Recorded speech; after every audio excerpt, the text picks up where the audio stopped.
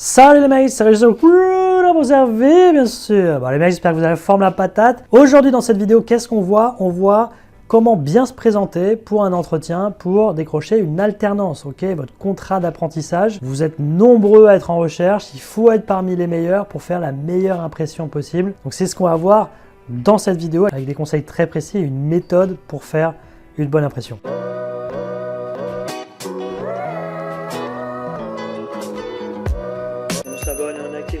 Bien sûr. Avant toute chose les mecs, n'oubliez pas de vous abonner, de liker, de partager, c'est important bien sûr, la base. Si vous avez des questions très précises, n'hésitez pas à les indiquer dans les commentaires, ok? Moi-même ainsi que toute la communauté, on sera là pour vous aider. Alors c'est parti et je vais insister sur 2 points avant de commencer ces conseils à proprement parler. Le premier point sur lequel je veux insister, c'est que la forme est plus importante que le fond, ok? Il y a beaucoup de gens, ils vont en entretien, ils se disent voilà, c'est quoi les questions qu'on va me poser, c'est quoi les questions pièges, etc. Comme si c'était une interrogation, un contrôle, et il fallait connaître les réponses à l'avance. Non, alors le fond c'est important bien évidemment, mais la forme sera bien plus importante. Pourquoi? Parce que si la forme ne passe pas, vous pouvez avoir le meilleur discours que vous voulez, ben, vous ne serez pas retenu. Okay, il vaut mieux avoir un discours moyen bien évidemment, et une forme super, et c'est vous qui serez retenu, okay, plutôt que le meilleur discours de la Terre et la forme pas top, et ben vous ne serez pas retenu. Second point sur lequel je veux insister, il faut absolument que vous essayiez d'anticiper les questions du recruteur.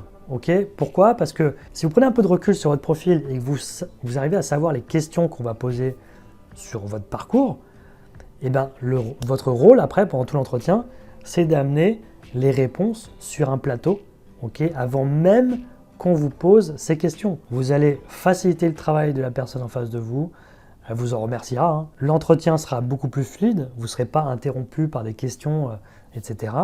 Et vous ferez une super impression. Donc pour ça, essayez de voir un peu dans votre entourage, famille, amis, essayez de voir, de montrer votre CV, quelles sont les questions qu'on a envie de vous poser. Mais vous-même, vous pouvez le faire, prendre du recul et voir quelles sont les questions qu'on a envie de vous poser. Alors maintenant sur le pitch à proprement parler. Alors déjà ça va dépendre de votre présentation, est-ce que vous avez déjà pu faire des stages ou pas? Moi je vais partir du principe dans cette vidéo que oui, vous avez déjà fait 1 ou 2 stages et que vous allez pouvoir vous appuyer dessus pour faire ressortir des compétences. Okay, si vous n'avez pas de stage du tout à votre actif, ce que vous pouvez faire, c'est essayer d'aller chercher dans la vie associative. Okay, peut-être que vous avez fait partie d'une assoce et ce que vous avez fait dans cette assoce, vous pouvez sortir des compétences et les mettre en valeur. Ça peut être dans le sport, okay, vous avez pu faire un sport à haut niveau ou pas d'ailleurs, et ça vous fait sortir des compétences. Ça peut être dans la musique, dans les voyages, enfin plein de choses, mais c'est à vous de voir en fonction de votre expérience personnelle. Donc au niveau du pitch, ce que je vous propose, c'est de le faire de la façon suivante.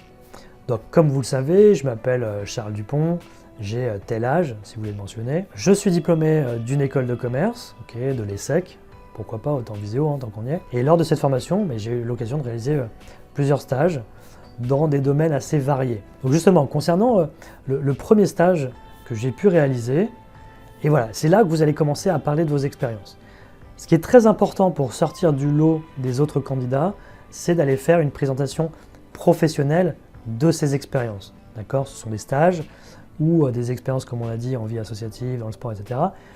Si vous la présentez bien, vous pouvez la transformer, ok?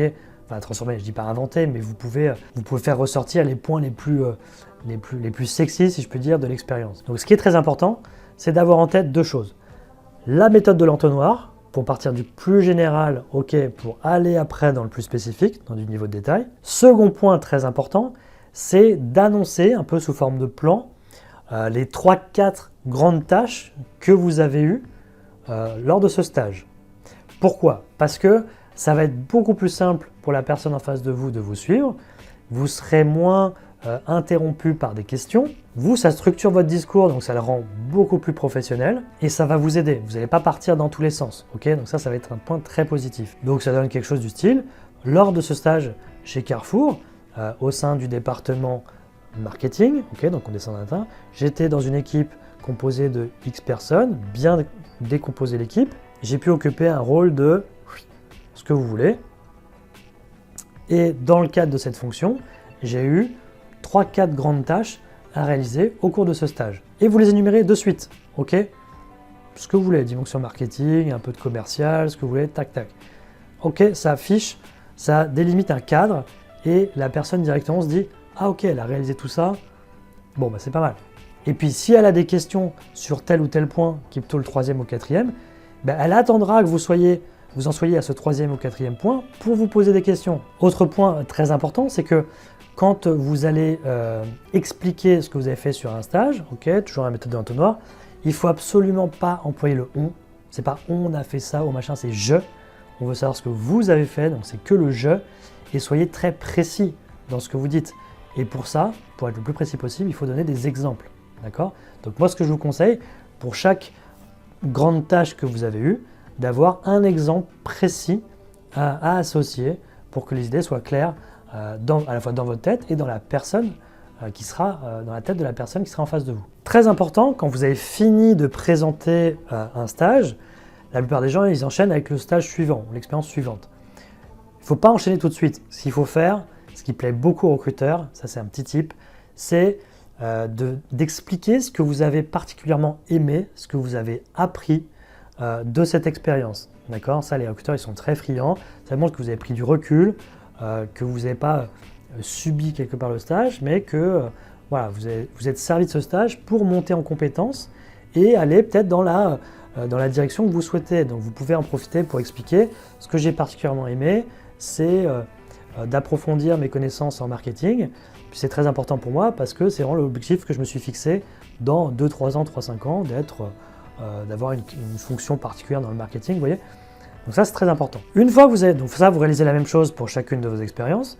Une fois que vous avez fini de présenter l'ensemble de vos expériences, alors petite parenthèse, si vous avez beaucoup d'expériences, choisissez les 2-3 les plus importantes, les plus significatives en fonction du poste, ok, pour ne pas passer 1 heure à présenter des choses qui étaient que vous avez faites il y a 5 ans, 10 ans, 15 ans et qui sont plutôt en rapport avec ce que vous voulez faire aujourd'hui. Et donc, quand vous avez terminé de présenter ces expériences, ce qui est très important de rappeler, de ne pas terminer sur un « et voilà ».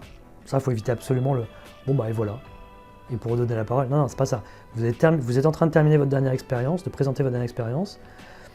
Donc voilà ce que j'ai réalisé dans le cadre de mes expériences.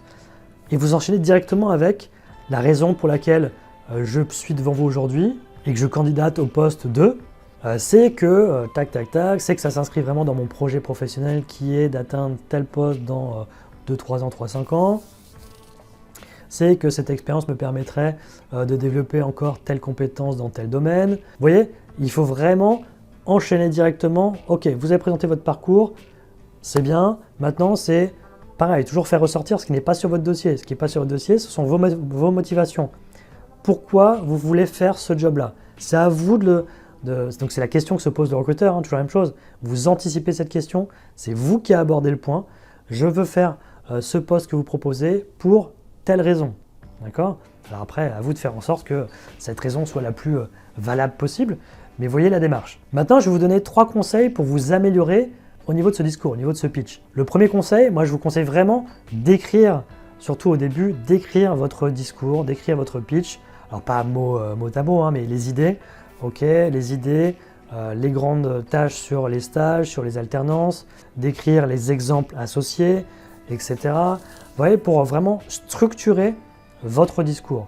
Une fois que ça, ce sera vraiment très clair dans votre tête, la clé derrière, ça va être de pouvoir improviser davantage. Et quand on peut improviser, c'est là qu'on sent qu'on montre qu'on est à l'aise, nous on se sent à l'aise, on montre qu'on est à l'aise, et c'est là que la forme va être améliorée. Okay, plus vous maîtriserez le fond, plus la forme sera belle. Le deuxième conseil, ça va être de faire des simulations. Okay, entraînez-vous avec famille, amis, à faire des entretiens, à ce qu'on vous pose des questions, peut-être des questions un peu qui peuvent vous embarrasser parce que vous ne savez pas tout de suite comment répondre, etc. Mais au moins, vous aurez ça en tête et vous allez vous améliorer au fur et à mesure. D'accord ? Troisième conseil, ça va être de vous filmer. Okay, tous les coachs en communication qui coachent des hommes politiques, des hommes d'affaires, des commerciaux, tout ce que vous voulez, ils passent forcément par là pour améliorer leur poulain, si je puis dire. C'est du coaching en vidéo. Okay, on fait un exercice en vidéo, une présentation, une mise en situation, peu importe, un entretien par exemple. On voit comment ça se passe et ensuite, on fait l'entretien et après on analyse la vidéo, ok, et on voit sur quoi vous êtes à l'aise, moins à l'aise, qu'il faut travailler ou pas, ok, et c'est comme ça, vous en voyant le retour, en voyant votre image, c'est comme ça que vous allez prendre conscience des choses le plus rapidement possible, bien plus rapidement que si quelqu'un vous le dit. Okay, là, ça va vous sauter aux yeux et c'est comme ça que vous allez corriger ces potentiels petits défauts plus rapidement. Allez, pour terminer, je vais vous donner 2 petits conseils bonus. Le premier, il faut poser des questions pendant tout l'entretien. Okay, poser des questions, ça va montrer à la fois votre motivation. Okay, quelqu'un qui ne pose pas de questions, potentiellement, c'est quelqu'un qui n'est pas motivé. En tout cas, ça mettra le doute dans la tête du recruteur. Et en même temps, quand vous posez des questions, vous faites en sorte que l'entretien devienne plutôt une discussion qu'un entretien formel. Vous voyez, l'entretien formel, le recruteur pose des questions, vous amenez des réponses.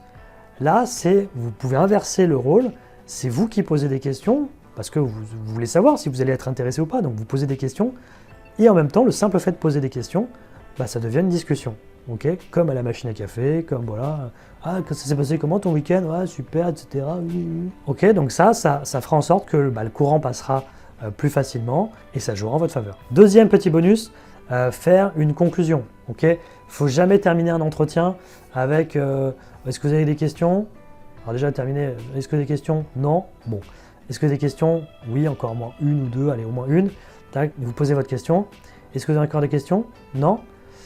Et là, il ne faut pas juste terminer, hop, on remballe, et que j'aurai une réponse quand? Non, ça on évite. Il faut faire une petite conclusion très rapide, très punchy, très dynamique pour faire la dernière impression. Ok, la bonne dernière impression. Donc ça donne quelque chose du style, plus de questions? Non? Non, pour moi c'est bon. Juste, alors permettez-moi, donc si j'ai bien compris, vous recherchez tel profil pour occuper tel poste. Sachez que moi je suis particulièrement intéressé pour telle ou telle raison, comme j'ai pu vous l'exprimer durant cet entretien.